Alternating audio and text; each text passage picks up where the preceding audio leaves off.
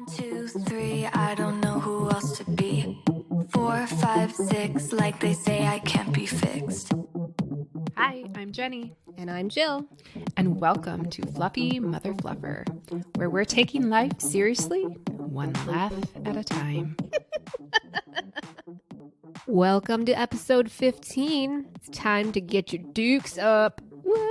Let's do this. Whether you believe it or not, we're still in season 1 of relationships, and today we're taking a swing at our relationships with rage. Yeah. Oh, man. That word itself just like builds a little fire inside of me. Yeah. Is that bad? That might be bad.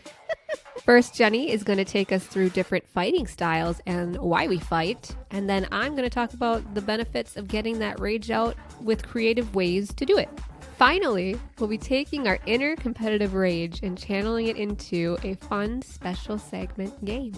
I'm excited about it. What's our game? I just have movie or actual fight. Oh, yes. I like it. Okay. Movie or fight.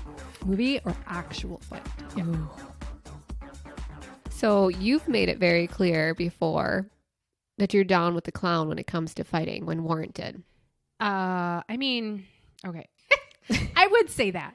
I have gotten my share of fights when I was younger, and more immature. So here's my question. What is one of those things, like, is it an action? Is it something like someone says? Is it something they do that it's like, it's fucking going down? Are we talking a physical fight? Or Yeah. Are we a real fight? Well, it could be verbal too. But what constitutes like a real fight? At this point in my life, I feel like I'm mature enough to understand that most things can be handled other ways.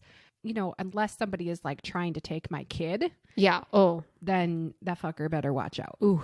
I mean, then I'm going and swinging. Other than that, I'm trying to think of any time that would really warrant me to. I mean, there's just. It's funny because I feel like I am reversing my maturity in this real, like, I feel like I wasted my youth not getting in a fight. And now I kind of want to get in a fight. Am I looking for situations to get in a fight? No. But I kind of want to throw down. Like, I kind of feel like I could be a good fighter. I could be scrappy. I don't know. I don't know why. Like, I just never did. Now I kind of want to. But yes, I would fully agree that we have a lot of grandkids in our family. And one time, the oldest of the grandkids did something. He walked in the room and popped a helium balloon that my daughter was holding in her hand. And like, I immediately, and this is not like me to just like jump like this, but I immediately stood up and went, "Hey, go get her another balloon right now, now." But that's I different. Lost it for a second. I'm like, oh. That wasn't like you were going to go up and punch him. Oh God, no. But like, that was maybe the first time in my life that my fight versus my flight has just like immediately taken over and gone, oh no. Yeah. You know, that's just Mama Bear coming out saying, "Don't fuck with my kid." Mm-hmm. Oh yeah. I've done that before. Fighting with an adult, I'm trying to think what would warrant a fight. It would probably be the same thing. Anybody trying to mess with my kids, I will kill you. Yeah, I would. Yeah, absolutely. If some kid or if some adult was like in my kid's face yelling at him or something, you better believe I'm going to get in the middle of that. Mm-hmm. But what if you know that person? That would be really hard if you know the person who's yelling at your kid, and it's like, do you take action in front of everybody and like humiliate the adult? I guess it depends on what your kid did. Yeah. I mean, that's true. Sometimes kids do stupid shit and adults have to, whether it's the parent or not, has to step in. I know everybody has different feelings about that. I think that it does take a village to raise our kids, and I can't always see everything that happens. Mm-hmm. And so I've told my friends before, listen, if my kid's being an asshole or does something and I don't see it, feel free to step in. Right. You know, you're not allowed to touch them, but. Right. But for an adult, what would it take for you to fight another adult other than your kids? You, like, what could they possibly do to you to make you fight them? Try and steal me. Okay. It's like an attacker situation. Yeah. I'm just trying to think, like, if I was in a situation, like if I'm at a rummage sale, like a really crowded rummage sale, and I'm going for a certain shirt and someone rips it out of my hand and then she gives me a push, I might deck her back. Nah. No, I wouldn't at all. Sometimes I want to, though. Oh, yeah. There's a difference between wanting to and being level-headed enough not to. God damn level-headedness. I want to be that person sometimes. there's plenty of times where I'm like, God, I wish I just punch that person in the throat.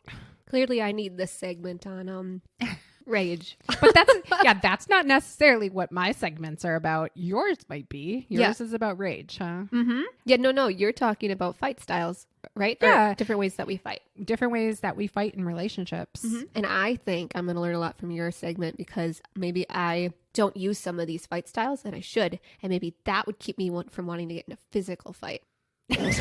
I'm doubtful.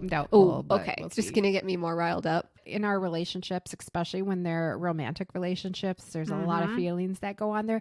It seems the closer you are to somebody, if you get into a disagreement or argument, the more emotional it gets, right?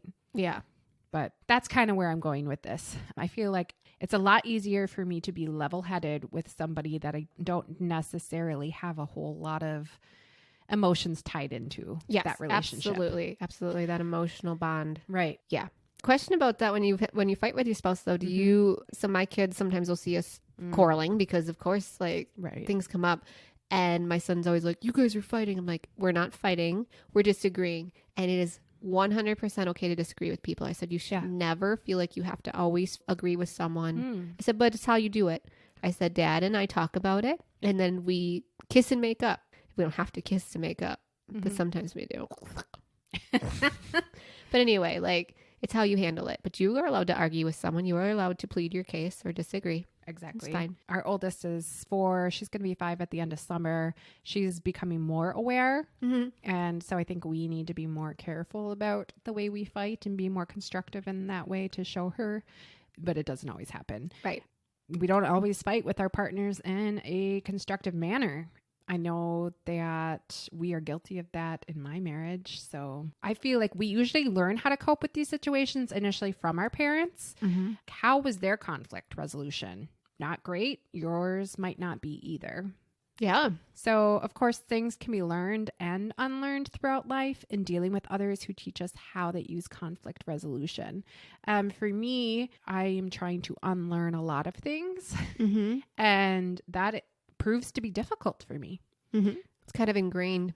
It is, and it's hard. At least I recognize that it's an issue, and I try to change this learned behavior, but it definitely takes a lot of time and a lot of patience from both you and your partner. Oh, it's like anything, any behavior you try to change, anything that is difficult, like stopping smoking cigarettes, going on a diet. Anything that has to alter your behavior, your natural instinct is incredibly difficult. Exactly. And if we're looking at it from an argument point of view, it's so easy to slip back into that familiar pattern. And I feel like it's frustrating for both partners because they both can see that it's going on. It's like that situation where you're like, okay, I'm really going to work on this. I'm really, like we're going to change this. And then you get into the heat of the moment and it's yeah. No, you're stupid. Goodbye. Oh, shoot. I said I wasn't going to say that anymore. No, I totally agree. I think it's hard, like you said, when you have your fight style that you come into your relationship with. And if your partners doesn't really match that, or it kind of antagonizes or increases your lack of conflict resolution. Right. That makes it even harder because then you feel like you're almost you almost feel like you have to change your behavior to better match theirs. And it's like, no, why do I need to change how I handle it if you're not going to change the way you handle it? Like, why do I got to match you? You know what I mean? I mean, we've mentioned this before. One of the keys to a long-lasting and healthy relationship depends on how we navigate conflict with each other. Oh my so gosh. it's important to figure it out. So I just want to discuss what is called the 4 horsemen. Have you ever heard of this? I have. So these are 4 signs that the way you fight is hurting your chances at a healthy relationship.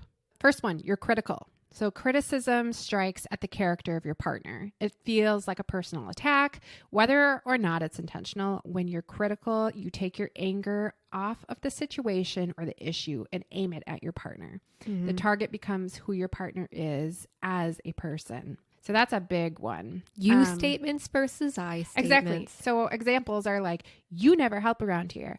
You're always taking her side. Why can't you be more thoughtful? That's dumb. You don't actually believe that, do you? Oh, that one. Ooh.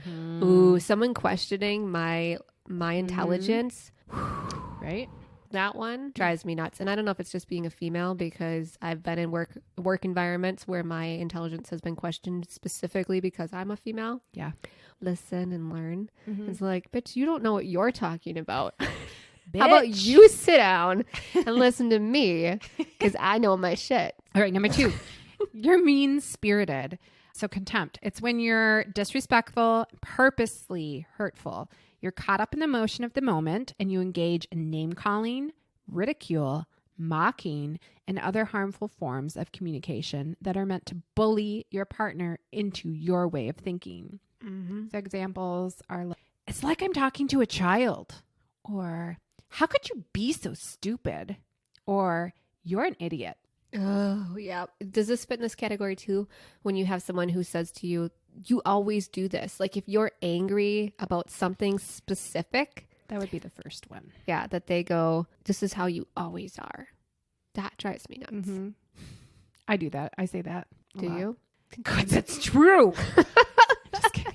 Maybe it is true. Yeah. Maybe it is true. Or maybe it's because it's a repetitive behavior. Right. Anyway. Third one, you're on the defense. So while it's a natural response to criticism, defensiveness signals to your partner that their concerns don't matter. So especially when being defensive is your go-to response to any request or bid that your partner makes, it comes off as self-centered. So let's assume your partner asks why you haven't mowed the lawn yet. So examples would be, why are you nagging me about the lawn? You know I have a million things to do. Or, I said I'd get to it. Leave me alone. Or, oh, like how you were supposed to vacuum the living room yesterday. Or, well, I'm just doing what you would do. Did you bug my house this week? Dang. Yeah. Here's my thing with defensiveness. I'm very defensive, and I think it's because sometimes Captain Hot Pants is very critical. Exactly. So I immediately go on the defense. When I'm being too. criticized, Yes. I immediately fire back with defensiveness, because I kind of shut down in fights. And the way I shut down is by being defensive and being like, nothing you're saying is true. Mm-hmm. Stop talking to me. Okay, that brings me to the next one. Number 4 is you're silent. As opposed to like hurling insults or making personal digs, you can swing in the opponent's direction and simply shut down. Mm-hmm. So this can be called stonewalling. It takes many forms, one of which is going silent. So while it can be a natural response to feeling physiologically flooded, you're reluctant to engage with your partner, which also means you're resistant to any repairs. So a prime example of this is the dreaded silent treatment. This can happen in the middle of the conflict and can stretch out for days. Not that I would know. 8. I have that's my world record. 8 days. 8 days.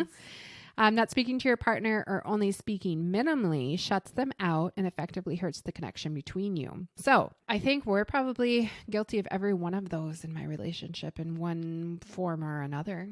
Oh, for sure. Oh, So- for sure. At some point. That was kind of eye-opening for me. Mhm. And I was like, oh, shit. But yes, all of them. All of the above. I know. And it's embarrassing to admit that. I guess I didn't realize what a problem it was until I started kind of researching for this segment. And I was like, oh, fuck. Let's pivot that thought. You are having close emotional relationships with people that put you in the situations to have to deal with struggles. So at least like you have people that you love in your life I guess. that you can sit and annoy the shit out of through non-productive conflict resolution. I don't know. I'm just trying to look at it in a positive way, because it is. It's kind of sad and hard, and I know that lack of communication, especially when it comes to conflict, things you're arguing about, can be an end all to relationships. It is like one of the number one reasons people get divorced: infidelity, and then just what is that called?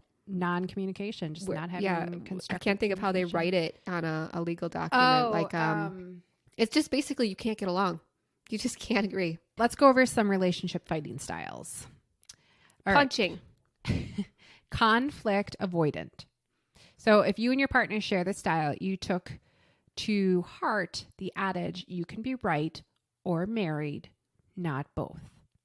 So instead of emphasizing your differences, you minimize them with humor and teamwork. So if you and your partner share a relationship style, you might settle a disagreement with a pillow fight. I don't know. I kind of Sounds want to like get in a bad. pillow fight. Right? Have you seen that guy that walks around with a pillow and gets in random pillow fights on the street? Yes. Okay, so that's adorable. That is But adorable. I'm just trying to think, like, I have a feeling, though, if it was in the heat of an argument and, like, I needed my feelings heard, my pillow might be filled with something other than feathers. Yeah. That's how it goes down in prison. Prison will change a person. Marriage will change a person. That too. Prison marriage. What are we? Potato. Second form would be volatile. So at first glance, you might think couples with this fighting style are members of a debate team instead of romantic partners. If you and your significant other fall into this category, you're both intensely emotional and independent. Ding, ding, ding, ding, ding, ding, ding. Mm-hmm. So what separates this romantic style from the less healthy ones is that the respect remains even when things grow heated. So you realize that behaviors like name calling can have adverse mental health consequences, and you value cherishing your loved one more than you do winning the point at a cost. See, that last part doesn't really fit in. No. But the whole debating thing Yes. is a problem. You know, it's funny as you say that you're both emotionally charged when you, this happens to be the fight style of Captain Hot Pants and I. And listeners, if you recall, his answer to why we're so different is that I'm emotionally charged and he doesn't care about anything. His words. And I remind him all the time, which one of us is getting angry here? And anger is the face of actual emotions. Right. Who's the emotional one now? It is. And it is one of the things that a lot of times, and I do this, I use anger to cover up other things. Yep. Like if I'm really disappointed and sad and you hurt me, instead of being vulnerable and showing you that, I will just get angry. Mm-hmm. Oh, I know. I'm teasing. All right, moving on. Third one, validating. So if you have this relationship style, others might envy you as having the prototypical perfect marriage. So while you disagree as much as others, you exercise emotional intelligence in arguments and use negotiation and compromise to settle differences. So your fights might not resemble what most people think of as arguments at all. Instead, they might look like two friendly nations ironing out a peace treaty. Yeah, that sounds boring. No, that sounds great. And I totally get it. Yes. Validate how the other person's feeling. Right. I do it with my kids. I don't do it with my husband, though. I know. It's a whole nother ball game. Mm-hmm. Maybe it's because with the kids, it's the two of them fighting and I am the third party. I'm like the moderator, right? So maybe I need a stunt wife who comes in, does the fighting for me, and then I can be the outsider that comes in and moderates it and says, that's a really good point, Stunt Jill. What do you think? I suppose I could come here and knock him out a few times. Okay, cool. Sweet. As long as you could do it for me. It wasn't me. It was my stunt double. I wonder. I mean, so Captain Hot Pants jokes a lot about like wife swap. Yes. And we do too, but in the opposite, saying like they should get together and you can come live with me. Yes. If we were to do that, do you think that there would still be that level of intensity? I don't know. Oh, I got a good idea. We should do this. We should give them 2 days of wife swapping, but each of us needs to be on our absolute worst behavior so that they miss us. Oh, yeah. We can film that. Do you guys watch that? That would be funny. We'll throw out some TikToks just periodically through the Jesse would watch it the though, couple and days. he'd be like, nah, that ain't coming back here. She's going crazy. So the 3 fighting styles we just went over are the healthier fighting styles, while the 4 horsemen fall into the hostile category. So such relationship fighting styles often involve insults, put downs, silent treatments, and other maladaptive behaviors. If you recognize any of the 4 horsemen patterns, talking to myself here, it might be beneficial. It might be beneficial to seek counseling if you intend to remain together. Yeah. I actually brought this up after doing this research. I was like, hey, babe, what did you think about going to counseling? He's like, he goes, I think everybody should go. And I'm like, me too. Holly freaking Luya to have someone say that to you. Well, that's the thing, though. I believe that, too. I believe everybody can benefit from counseling and therapy. Getting there and going is a whole nother ballgame. Right. I honestly think sometimes you need to let, because, again, going back to gender roles and men and emotion, you need to let sometimes the man pick the counselor so that they feel that they had a little bit of control over it. Yeah. I feel like my husband, we had another female marriage therapist or something like that. I could totally see him being defensive right away. Yep. Yeah. And I get it. I might be if the roles were reversed. I prefer male counselors. Do you? Mm-hmm. I do. Why is that? Why is that? You know what I think it is because Captain Hot Pants was correct. I'm a very emotionally charged person. Uh-huh. And I feel like maybe sometimes this might sound a little woo-woo, but when I get in a room with another emotionally charged female, sometimes I have a hard time discerning what her feelings are and my feelings are. Like it's almost like it's just like a energy in the room. Yeah. So for a man, I can kind of gauge him better. That's actually probably really true. Yeah. That actually makes a lot of sense. So this brings me to the next point. Let's say you realize that there is an issue with your fighting style. Mm-hmm. Good news is you can change it, but it takes a lot of dedication and hard work. So you can seek couples counseling, you can go solo to counseling, you can take some time apart. Full distance makes the heart grow fonder type thing. No, further. No, not just the other side of the couch. Like, you need to leave. Yep. Goodbye. Use I statements. Blaming your partner rarely results in positive outcomes. Did you ever see This Is 40 with Paul Rudd and Leslie Mann? They do that because they went to therapy. Oh. And then he goes, no, you can't do that. You can't do that. He said we need to use I statements. She's like, I feel like you're being a real dick right now. That's There's so something along I those would lines say. that I'm like, it's the truth though. It's the truth, yeah. It's what I feel like. Practice active listening. I am one of those people who, if you are not listening to me when I talk, or you are interrupting me or talking over me, surefire way to get me riled up, for real. Like, it just drives me fucking bonkers. Yeah. Active listening is an acquired skill. That means you can get better at it, which is positive news for your relationship. I need to Jessie. be better at that too, because I sometimes will be thinking of my next point while they're talking. And like, especially if it's a critical point they're trying to make, like a criticism, I'm immediately already thinking attack. Right. What I'm going to say next. Well, and for me too, like when my emotions get riled up like that, my brain is just a million places and it's hard for me to think clearly. So you start thinking of what you want to say and you're trying to like strategize. That's why I make the joke that I say, you're stupid. The stupid is the stupid goodbye. Right. But the thing is, like, that would never be something I would say to someone outside of a confrontation, or even anybody other than Captain Hot Pants. Because it's like, I would never say that. I would never call someone stupid. But it's like when you get in those situations and you're just all riled up and you just want it to be done. I'm just gonna end it as quick as I can. Fuck you, you asshole. Goodbye. Bye. Done. Slam a door. Do you want to hear some clever ways to release the rage? I do. Yeah, me too. And got any? We've all been there in one way or another. Something happens when someone does something that is so uncalled for or hurtful that you feel that inner fight shove your flight to the side and it's going to go down, right? I feel like we've all been there. Yeah.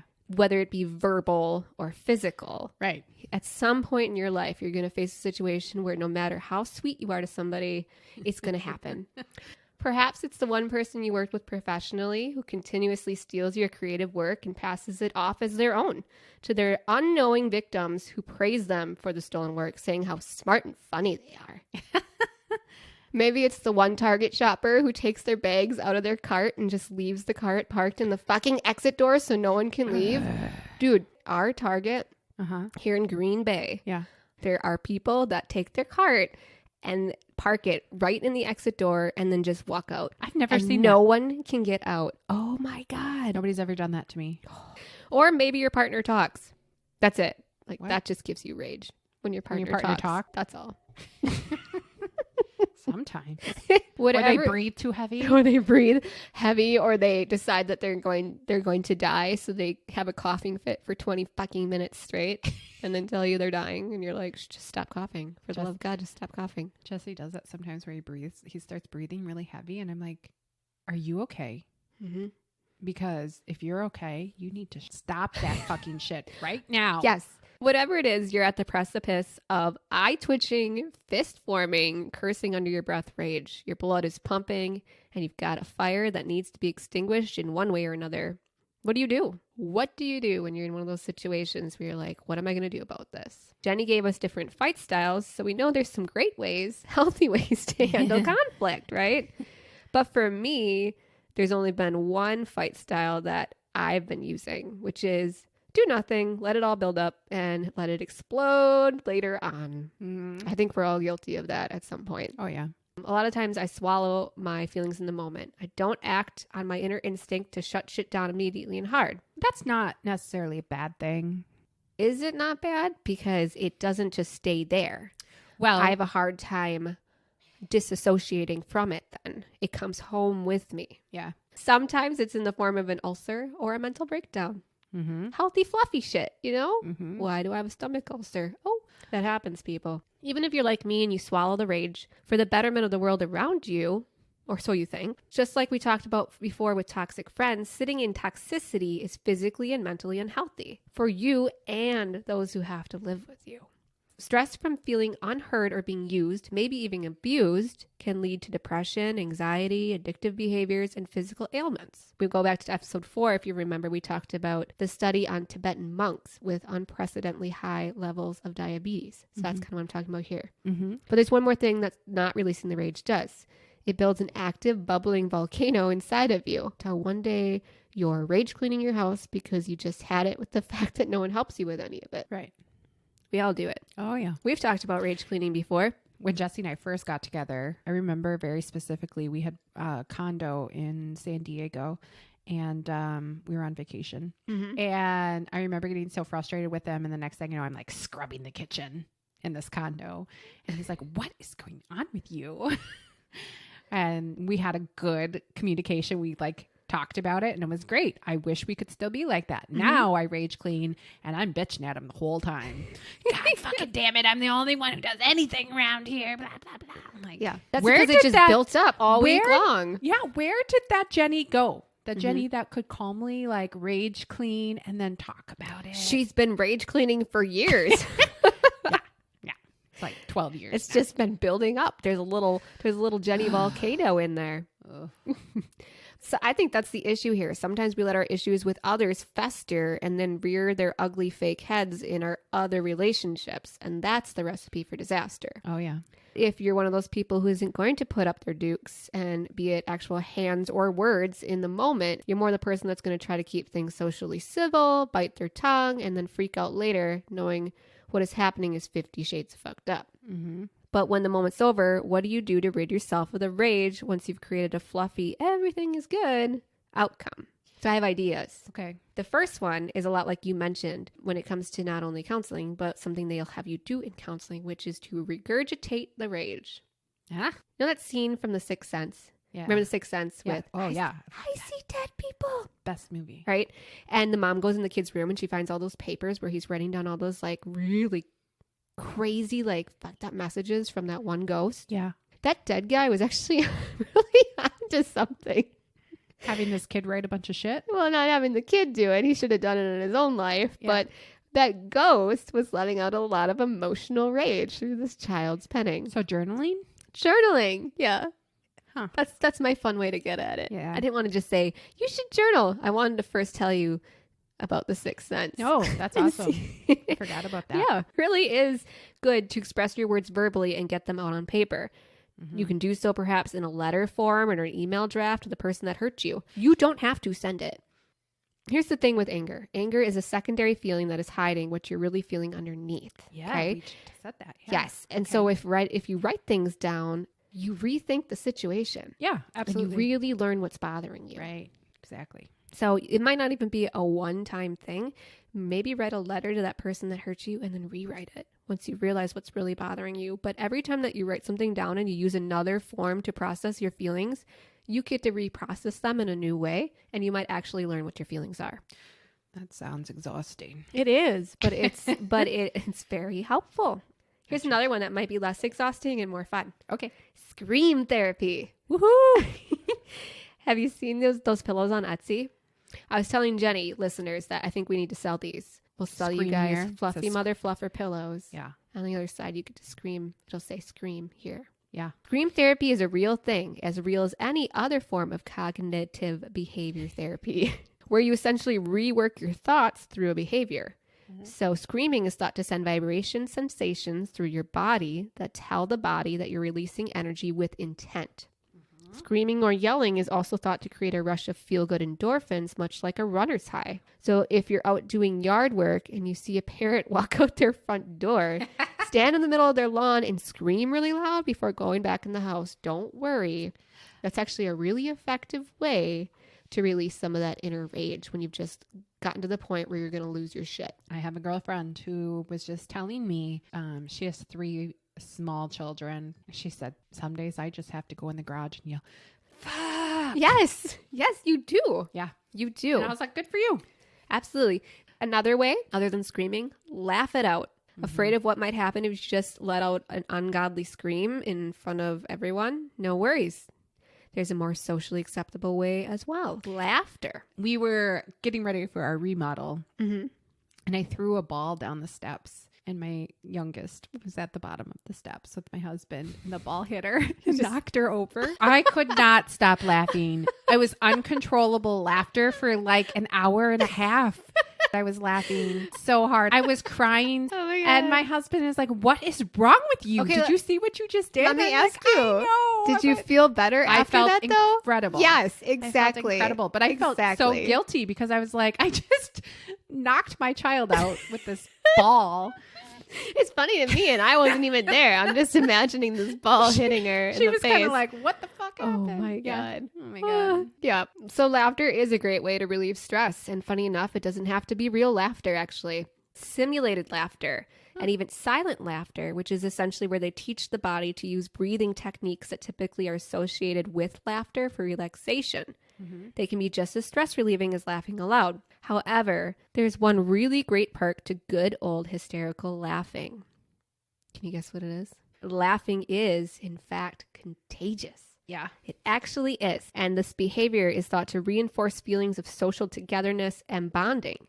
Interesting. So, hey, if you don't want to go scream or write things down, guess what, guys? Put on your headphones and give us a listen. We're in our therapy, and we are here for you every week. I've heard that, though, that the couple that laughs together stays together. Yeah. Oh my gosh, it's funny you say that because when we had the boys in here last week to do the last episode, they were in a special segment. I said to Captain Hot Pants after, I said, that was so fun. I just really enjoyed bonding with you in that way. And it wasn't because he came in and was a part of my business, my work, but it was more so that we were just laughing. Right. Just laughing and having a good time. That really does it for me. I agree. Next one would be punch shit with purpose. This one works a lot like screaming. We don't have a rage room in Green Bay, but we've already talked about this, right? Yeah. We need one. We need one. But listeners, if you have the opportunity to go to something like a rage room, just know that Limp Bizkit was onto something when they sang, "Give me something to break." Yeah. Remember that song? Yeah. Except the part where they go, "Break your fucking face." Like we're trying to avoid that part. Just stop at the first part. That whole idea of a rage room is a thing that they're worthwhile if you are able to manifest your anger about something into a physical object. This might sound a little cheesy. Before you go to the rage room, take that physical object or choose physical objects and give them names. Give them actual physical, like a rage meaning. I'm angry about this at work, and I'm going to take it out on this TV. So you can't name that object Fred. Sure. You can. Like if you're really pissed off at Fred. You could. I would suggest that if you give it a name, to think about really why you're mad at them. I'm going to release my anger with Fred on this TV, and then I'm going to let it go. So the idea is to manifest that rage And with Elsa an object. this shit. And Elsa the hell out of this shit and I let still it love the that. fuck go. I love that. This one might sound crazy. Thank the asshole for being an asshole. Well, and this one is harder to do in the moment. This one is easier to do down the road. Much agreed. I bought something at the start of 2020 called a gratitude journal. Essentially, the goal was to flip the switch, and rather than write about the things that enraged me, write about the things that didn't. That book stayed in the drawer because 2020 sucked. Yeah. But also because being happy and grateful all the time just isn't a reality. No. Rather, I felt like I was grasping at things to be thankful for every day because I felt like I needed to do it. And I was actually ignoring the things that I needed to correct. So a better option, I think, the idea of acknowledging but pivoting your thoughts. Right. Yep. So maybe you need an asshole journal instead. Write things down that bother you and then try to find the good in them no matter what they are. So going about it this way, you can really get a better gauge on the situation, just like journaling about yourself, and find what is actually underneath those feelings of rage. Okay. So if we go back to the idea stealer situation that I mentioned earlier, Yeah. one way to look at that situation outside of feeling rage that your ideas are being stolen and you know that calling it out would do more harm than good is to pivot the perspective. If someone is stealing all your ideas, then you know you're on the right track. You know that they must be hella good ideas. Whoop, whoop. Right. Because what did Pivot. they say? Copying is like best form of flattery or something like that. Yeah. Absolutely. So that's a really good idea of how to pivot that idea of this person stealing all my things. Make yourself an asshole journal. I like that one. Can I? We should patent that. Can Let's make asshole journals. Yeah. It says asshole in like permanent marker, black permanent marker on the outside. That looks like it's written like very frustratedly. Like when you used to take a pen into like your wooden desk in grade school. Yeah, I didn't do that. Oh, I didn't either. And the last one I have is, sadly enough, handle your shit. Handle your shits. I know it's not a creative outlet for rage, but let's be real. The bottom line is that you can do all these things, but you're coming up with new ways to rage that don't actually include handling the shit that's bothering you. Right. Exercise isn't going to hurt you, nor is writing out your feelings to better understand yourself, but not addressing those things that come out on paper are going to make this rage recovery a revolving door. Mm-hmm. You're going to have to keep revisiting it, and at some point, you're going to have to address the issue that's bothering you, Right. or it's going to suck the life out of you. Right. No matter what method you choose above to handle your rage, this is worth noting. Wouldn't it be better to not ever have to feel that way for a long period of time? Sure. Yeah. And the only way to do that is to Handle your shit. handle your shit. Yep. You are more important than not letting someone else feel a little uncomfortable when they're being an asshole. Right. And if none of the above things work for you, you could always multitask it. Jump on a treadmill with punching gloves and a photo of that person who grinds your gears while you listen to our podcast, and then repeat your pivot thought of, at least my husband puts the clothes in the washing machine. That means he finds me capable of washing clothes. And then just repeat that and repeat that. Maybe eventually it'll work. I'm like on day 47 of doing that, and it hasn't, but you know. Sweet. It's special segment time. Whoop, whoop. We're going to play movie or actual fight. Okay, so what I'm going to do is I'm going to read to you like a little blip. Mm-hmm. And you're going to tell me whether this was an actual real life fight or this was in a movie.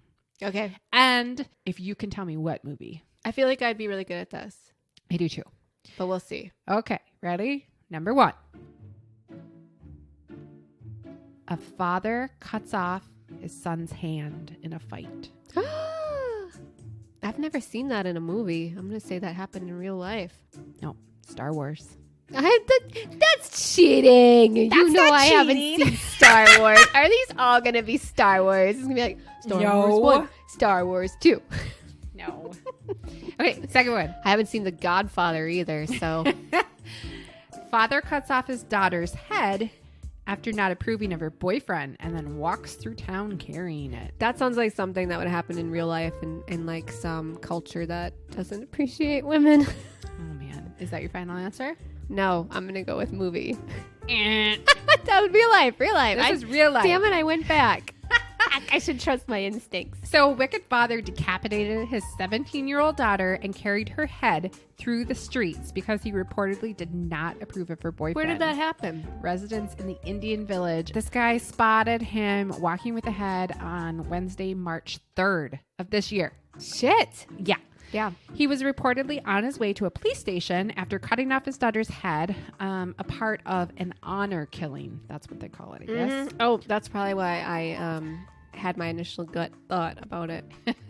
He admitted to beheading his daughter with a sharp object as he was unhappy with the relationship she was in. I did it. There was no one else. I closed the latch and did it. The body is in the room, he said. He also claimed that he would have killed her lover too if he was able to find him. God. Okay, number 3. You're 0 for 2 here. No, technically the second one I had, and then you looked at me, and then I was like questioning myself. Okay. Guy with the split personalities fights with himself. That sounds like the movie Split movie. It is movie. It's actually Fight Club, but I guess Oh, well, yeah, Fight Club too. And he doesn't fight with himself, does he? In Split. Anyway. I don't remember. Well, he does, but not physically. Number 4, man fights in the subway and ends up doing some sweet stunts. That's real life. That's got to be New York. That sounds like a typical day in New York. Are you serious? Yes. Shut up. Come on. It's the Matrix. I haven't seen that either. Are you shitting me? No, I am not. I'm a terrible person. Good. You know what it is? What? Okay, this is going to sound super dumb. Movies that have like more than one intimidate me, so I don't watch them because it's like a lot of investment. Wow. You have some serious issues. Anything that requires... I'm surprised you're married. Why'd you get married? I don't know. He asked me. Number 5. Number 5. Man ends up in a fight with a guy who has a weapon and then wins the fight by grabbing a nearby pen and stabbing him repeatedly with said pen. And then some whacks over the head with a rolled up magazine. That could have happened here yesterday. I didn't write what movie that was. Oh, it's a movie. The Bourne Identity movies. Also haven't seen them. Number 6, a woman shot at a man after another woman had been texting him. Everyday real life. Right? Sadly. Yes. According to the statement, Madison and the man were in a romantic relationship and had been living together when Madison discovered another woman had been texting him. Mm-hmm. So that's when the argument began. Yeah, that's honestly, just let him go. Right? If he's texting somebody else, fuck him. Yeah. Don't. That's some rage right there. Yeah. And just That is not on the list. No. Number 7, man punches kangaroo to save his dog. Is that Ace Ventura? Final answer? I did see a guy fight a wallaby in real life the other day. No. It was a cougar. Oh. Totally not a wallaby at all. I was like, a wallaby is pretty small. Yeah. No, it wasn't a wallaby. I'm going to go with real life Australian outback. It is. Listeners, I don't know if you know this about me. I think kangaroos are creepy as hell. Mm-hmm. I thought of you the other day. We were watching a show about behind the scenes at the zoo, and they had a little kangaroo named Fergus. She had him in a pouch, like a big purse, and she carried him around, and he was the cutest. And she's giving him kisses and stuff. I'm like, kangaroos. Jenny needs to see this. Well, baby kangaroos are cute. It's when He's still cute. It's when they get older. Yeah, guess what happened? What? They tried to put him in to mate with this girl, and she beat the shit out of him. So I'll tell you the story about this. Basically, this guy was out pig hunting with his dog and several friends in rural New South Wales and saw that his hunting dog was being forced into a headlock by a large kangaroo. The man reported that he rushed up to help his dog. Hold up. What did the dog say to him, though? That put him in a headlock. Was the dog like, what did the dog say that got him so offended that he's like, what'd you say about my mom? That's how I'm seeing it. Such a weird. So startled, the kangaroo let go of the dog, but this guy basically wanted to make sure he wanted to scare off the kangaroo and give his dog a chance to retreat. So he punched him right in the face. He punched the kangaroo right in the face. We're gonna post the video of this because it's sometimes hilarious. you have to do this. The kangaroo just stood there and was like, "What the fuck just happened?" It was amazing. I mean, you see this thing. There's another video I've seen too of this kangaroo like trying to get into a house. Mm-hmm. These things are like, they're creepy as fuck. They like, it's because they resemble human form, right? But they're bouncier. They're like this animal with they're like a really beefy dude with like a deer head on them. They're like jacked. They're just like jacked. They have tails. They're marsupials. They're not even human. They can't talk to you. It's not like I'm gonna teach my kangaroo to text. What are you afraid of? I'm gonna text. What do you think is creepy? Clowns. Okay, same thing. Clowns are cute. they're so cute. They spread joy to little boys and girls. How could Yeah. you hate clowns? John Wayne Gacy, everybody. That's all I'm going to say. Do you remember Cuddles? This kangaroo was going to kill a dog. I do love dogs. Yeah. I just feel like the kangaroo's getting a bad rap. They're just freaky. Maybe he just needed to get his rage out. I'm telling you, the dog probably said something about his mom. I wonder if you could marry a kangaroo in India. You're fucking weird. All right, I think it's time to go. Is that it? That's it. Did I win? No, you did not win.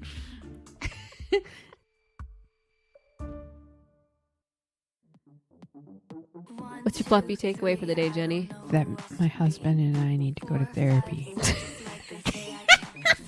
No, you need to go to a rage room. Oh, yeah, or that. Yeah. I don't know. Either one. What's your fluffy takeaway? My fluffy takeaway is that my husband and I need to go to therapy.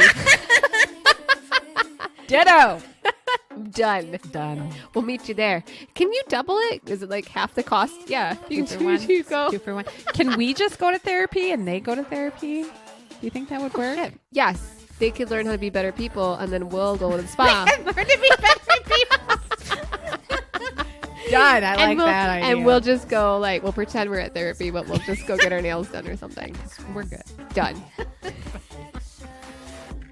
Remember, you can like, follow, share, and review us on Facebook and find us on Instagram and YouTube. Find our podcast and blog on our website, fluffymotherfluffer.com, and feel free to email us at any time at fluffymotherfluffer@gmail.com with topic ideas or to discuss anything we've covered. We'd love to hear from you. Thanks for joining. Bye-bye. Better come back. Put you here. Gonna rage. Thank you for joining us on Fluffy Mother Fluffer. Hopefully this episode lifted a little bit of fluff off that pile called life. And if not, well, join us again next time, you fluffy mother fluffer, you.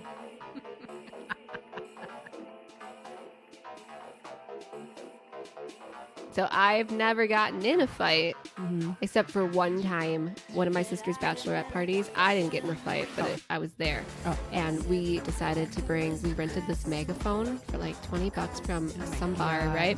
I'm surprised somebody didn't punch you. They did. Oh. We brought it in the bar with us, Oh. and my sister set off the siren, and then this girl took it and punched it back in her face. That's hilarious. And then I guess there was a fight. But like we were all in like 80s attire because it was an 80s bachelorette party. Yeah. So if you can imagine like a bunch of girls with like Yeah. crimped hair. And, Yeah. Annoying as fuck, drunk. Yeah. Bachelorette party. Oh, annoying. I don't get annoying when I'm drunk. It's hilarious. But I want to hear about your fight. We had a bus stop for the neighborhood. And I've already told you stories about my brother. We did not get along very well. He's the one that used to choke me till I like passed out, and I would hit him with the curling iron. However, there was a girl who was making fun of him. We get off the bus, and she like continues to just like following us, and she's just like, and finally I just had enough, and I turned around. Funny enough, I put her in a headlock. And just Kangaroo-ed started her? punching. We should just call it kangarooing. Kangarooed her. Yeah, but the kangaroo doesn't punch, I don't think. I don't remember. But anyways, I just kept punching and punching and punching. Her in the face, like you had her head in a headlock. You started punching her. Damn. What happened next? The neighbors had to come out and separate us. Yeah. Uh-huh. Did she get anything in on you? Oh, that's what happened right before. Right before I grabbed her, she literally kicked me in the ass, and that's when I turned around. Did she break her foot? Because damn. No. But I did have, my hand was all black and blue after that. Yep. Yeah. And then the second time it was... Oh wait, there's more. Oh. Okay. Well, I was like about to go get another drink, but here we are. Okay. Yeah. I'm the back. second I'm time back. wasn't as we were in middle school before this one. This was like my first one. I don't even remember. Anyways, I don't remember my fights. I was a friend with a girl. Like she was always getting picked on, and some girl was picking on her and saying something, and I called her a bitch. And she was, "What'd you call me?" And I was like, "A bitch." Did I stutter? Anyways, that led into a fight. In the school? Yeah, in the playground. Did you get kicked out? No, we had to go to the principal's office. I don't really remember what happened after that. Fight number 3 coming 2021. We'll let you know, but not against you. I want to be on your team. Oh, Can we like wear costumes like Batman and Robin? sure. Okay, but we'll have to come up with like more clever names. Yeah. I'm definitely Batman though. Oh no, in fighting? Fuck yes, I will be Robin. I'll be the one with the kind of lame costume, is like hiding in the corner and then just lame throws costume. a little jab here and there. Like, yeah, take that, Bitch.